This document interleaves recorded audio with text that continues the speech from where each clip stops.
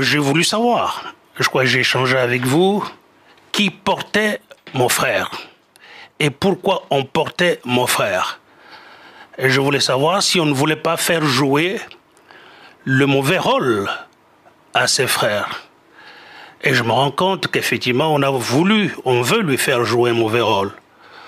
Je pense que vous savez qu'il est porté par, d'un côté, un homme que je connais bien qui s'appelle Jean-Pierre Bemba, et de l'autre, un homme aussi que je connais bien qui s'appelle Moïse Katumbi Chapoué. Et puis, je pense, un troisième homme qui s'appelle Mouzito. Je pense que c'est, d'un côté, on a une offre politique, de l'autre, on a comme l'impression des personnes qui cherchent, qui sont des calculateurs politiques, des haineux, qui cherchent à régler des questions, des problèmes. Et moi, je me pose bien la question de savoir pourquoi je m'installerai je suivrai un frère à qui on veut faire jouer un rôle. Je m'explique. Mon frère, Fayoulou, développe un discours que je n'arrive pas à comprendre et que même le Congolais n'arrive pas à comprendre. D'une part, il dit le 23 décembre, il sera le président de la République, le 23 décembre, et il annonce à tous les Congolais, je serai le 23 décembre au soir président, mais en même temps, il demande aux Congolais de ne pas voter. Et je me dis, mais s'ils ne votent pas, s'ils utilisent un bulletin qui sera déclaré nul, donc ce vote-là ne sera pas comptabilisé. S'il n'est pas comptabilisé, nous pourrions éventuellement avoir 40% de taux de participation, mais le vote sera validé. Et donc, le vote de 43% ou 35%, ou pourquoi pas moins, il sera validé. Alors, à quoi auront servi le vote, mon vote, à quoi auront servi le vote de tous les partisans, d'une part. D'autre part, la Mouka a des candidats députés qui sont en train de dépenser des millions de dollars pour la campagne. Et ce 23 décembre, eh bien, il n'y aura pas un seul député, la Mouka élu. Et pourquoi on aura dépensé autant d'argent, autant d'énergie? C'est du gâchis. Bref, je ne comprends pas. Laissez-moi encore peut-être y aller, parce que c'est très important. Je pense que, vous savez, il ne faut pas se cacher le visage. Un homme politique est d'abord porté par son épouse, si c'est un homme. Si c'est une femme, c'est par son conjoint, par ses enfants. Ainsi que vous voyez, beaucoup d'hommes politiques sont accompagnés en campagne par les membres de leur famille. Donc on est d'abord élu par les nôtres propres, biologiques, par le village, par les secteurs, par les territoires. Il ne faut pas se cacher. Et puis, ce projet peut être porté à l'échelle nationale. Alors je me pose la question, pourquoi ces gâchis que l'on veut faire aux nôtres?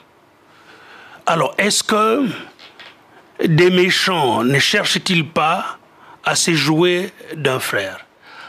J'ai parfois posé cette question à Martin, que j'ai rencontré 4 fois depuis qu'il est revenu de Genève. Que dit-il? Je lui ai posé la question, exactement. Pourquoi, d'abord, vous avez décidé d'arrêter votre mandat au cas où vous seriez élu à 2 ans, alors que le mandat, constitutionnellement, est de 5 ans. Réponse, je ne suis pas gourmand. Devant témoin, devant d'autres candidats présidents de la République dont je n'invente pas. Je dis, mais ce n'est pas un problème de gourmandise. Tu veux partager le pouvoir avec qui? Et donc, on lui demande de faire 2 ans et puis s'en va, comme disent les Belges. 2 ans et s'en va. D'autres vont venir. D'autres, ce sont ses mentors. Je suis surpris. Quand je dis, mais je lui pose une deuxième question. Pourquoi tu demandes aux Congolais de ne pas voter et d'utiliser le bulletin. En fait, dis-leur la vérité, parce que ce vote ne sera pas validé. Qu'est-ce que tu veux exactement? Il ne répond pas. Il me regarde et tout ça devant témoin. Parce que je fais partie du collectif des candidats présidents de la République et nous l'avons reçu plusieurs fois. Et puis, une troisième question que je lui pose, je dis, mais apparemment, il doit y avoir un projet d'incendier des machines. Mais si ma mémoire est bonne, c'est environ 130 000 machines. Est-ce que vous auriez 130 000 individus formés, professionnels, pour mettre le feu à ces machines? M'a supposé qu'on mette le feu à ces machines. Mais ces gens-là seront arrêtés parce qu'il y aura les forces de l'ordre. Et ces gens-là vont pouvoir citer les commanditaires. Est-ce que vraiment, au soir des élections, d'une élection, nous ne devions pas vivre la paix dans ces pays? Le but d'une élection, ce n'est pas une légitimité qu'on donne au pouvoir et puis on s'en va, quitte à contester plus tard, ça je comprends. Mais il ne faut pas que ce jour-là, le jour du 23 décembre, qu'on puisse le transformer en chien-lit, pour reprendre l'expression du général de Gaulle. Bref, ayant reçu toutes ces réponses, j'ai choisi mon camp. Israël Mout. C'est que parfois, on appelle, en disant qu'on aille incendier du matériel, je pense que on pousse aussi des gens, des Congolais, au sacrifice suprême. Je ne sais pas si la politique, c'est le sacrifice suprême. J'aurais bien voulu entendre ça de votre bouche, des journalistes.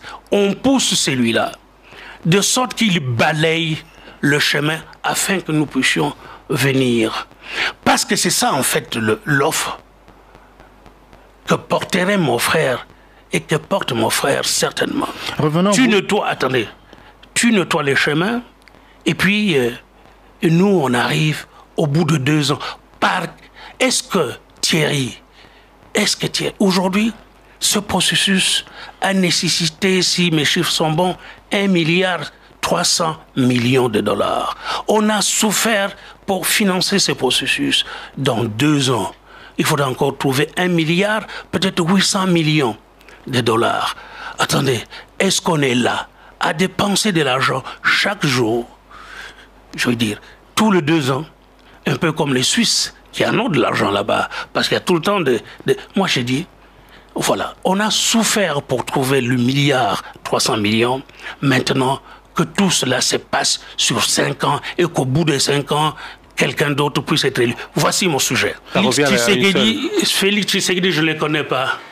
Vous savez, j'ai fait dans mon projet, mon programme, j'ai écrit une phrase qui est absolument importante.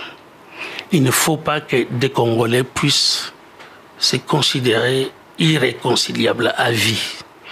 Donc vous êtes parti, vous avez donné de votre personne pour réconcilier les Congolais? Non, je n'ai pas dit ça. J'ai dit, mais il ne faut pas que les Congolais s'imaginent qu'ils sont irréconciliables à vie, qu'ils sont ennemis à vie. Et je disais que je rêve d'un pays où les Congolais ne seraient pas des irréconciliables à vie. Donc, vous partagez la même opinion qu'Emmanuel Shadary, ou certaines mêmes valeurs.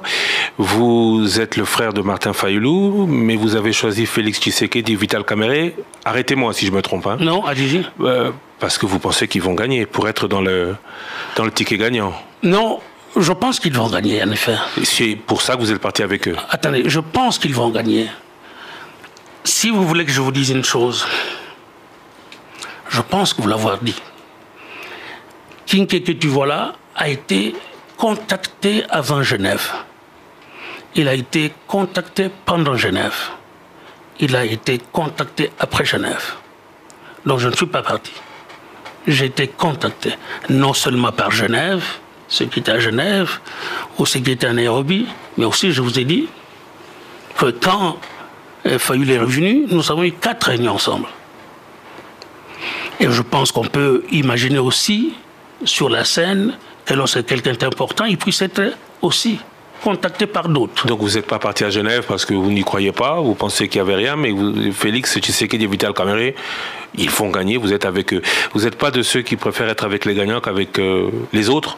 C'est pas uniquement pour ne pas être des perdants, parce que la campagne, vous avez réussi à réussir 100 000 $, vous nous l'avez dit ici à Top Congo, mais vous étiez prêt à battre campagne, vous êtes fait l'économie de tout ça pour être avec ceux qui ont gagné.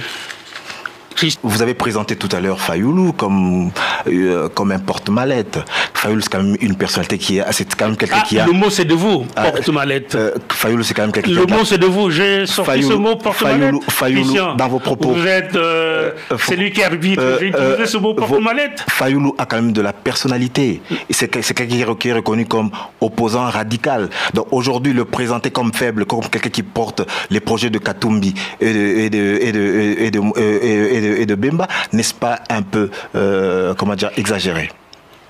Mon cher ami, j'aurais bien voulu être à votre place pour vous poser des questions.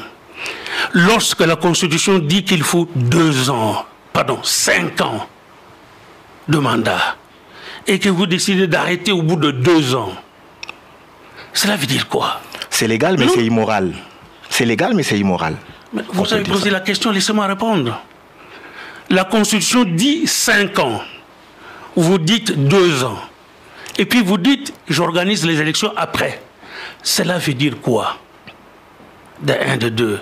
Vous dites, le 23, je vais être président de la République. Mais en même temps, vous appelez les gens à ne pas voter pour vous. Cela veut dire quoi?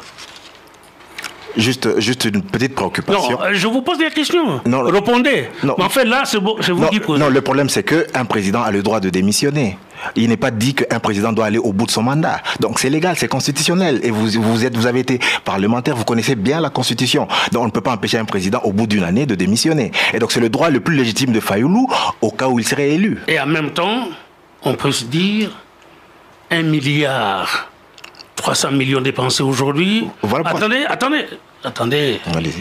1,3 milliard dépensés aujourd'hui, difficilement. Dans 2 ans, on aura dépensé 800 millions au même moment où on a des problèmes de vie, des problèmes d'hôpitaux, des problèmes de routes, des problèmes d'existence. On doit aller dans 2 ans dépenser 800 millions parce que le président a décidé de s'en aller. Voilà. Vous. D'accord. Mais comment trouvez-vous Félix Tshisekedi, votre première rencontre? Comment vous le trouvez? Parce que comment vous le dépeignez maintenant? Cette émission est-elle centrée sur Félix Tshisekedi ou sur la campagne? C'est votre nouvel allié politique, parce que vous avez dit de toute façon que Limete est un quartier qui était présenté comme insurrectionnel. Aujourd'hui, c'est un quartier normal. Donc vous avez changé de langage. Qui a dit ça? Aussi, vous l'aviez dit. Qui a dit ça? Vous avez tweeté, vous avez dit que Limete, un quartier normal, présenté comme insurrectionnel. Non, voici ce que j'ai dit, cher ami. Longtemps, que ce soit sous Mobutu, qu'aujourd'hui, Limete est un quartier chaud. Quand quelqu'un écrit dans un tweet, il exprime tout. Et j'ai été là, j'ai été applaudi. Je trouvais extraordinaire. Voilà. Et je dis, là, on est arrivé à un moment où un pont peut être jeté, où les Congolais ne sont pas irréconciliables à vie. Thierry